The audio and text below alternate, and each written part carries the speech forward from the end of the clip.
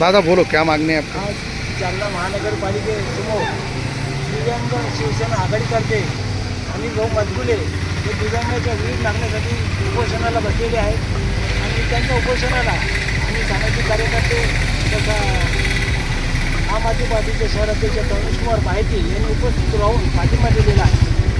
आमचं असं म्हणणं आहे की महानगरपालिकाचं जे बजेट असतं त्या बजेटमध्ये 5% निधी यांच्यासाठी राखीव असते.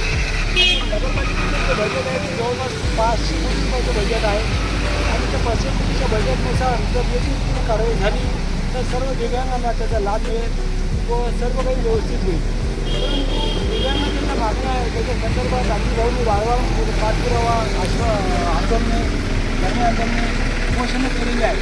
पण महानगरपालिका त्यांना सांगते की बाबा तुम्ही आम्हाला जागा दाखवा आम्ही तुम्हाला जागा देतो. परंतु मी इसवी सन 2008मध्ये महानगरपालिकेमध्ये माहिती अधिकार अर्ज करून महानगरपालिकेच्या नेमक्या जागा किती याच्या संदर्भात माहिती मागितली होती. त्याचा कागद माझ्या हातामध्ये आहे. 2008चे पत्र आहे.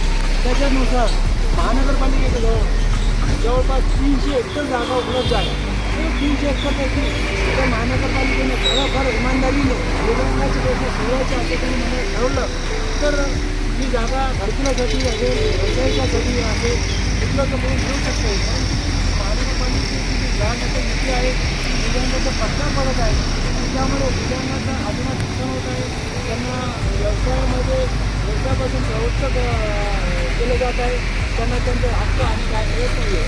तर महानगरपालिकेने जागा तुम्हाला मिळत नाही आणि तुम्ही सांगता म्हणून माझ्याकडे कागद उपलब्ध आहे त्याचे फायदे उपलब्ध आहे ते माझ्याकडून घ्या आमच्याकडून घ्या. आमचे शहराध्यक्ष रमेश कुमार बाहेती यांनी आपल्याकडे ते सादर केलेले आहे. त्याच्यानुसार योग्य ती कारवाई करून ती जागा जर शहरातील काही लोकांचे अतिक्रमण असतील त्याचे बांधकामे असतील त्याचे हटवा आणि दिव्यांगांना ती जागा त्वरित उपलब्ध करून द्या जेणेकरून दिव्यांगांचे प्रश्न त्वरित आणि निकाली मिळतील आणि दिव्यांगांना त्याचा लाभ मिळेल. धन्यवाद.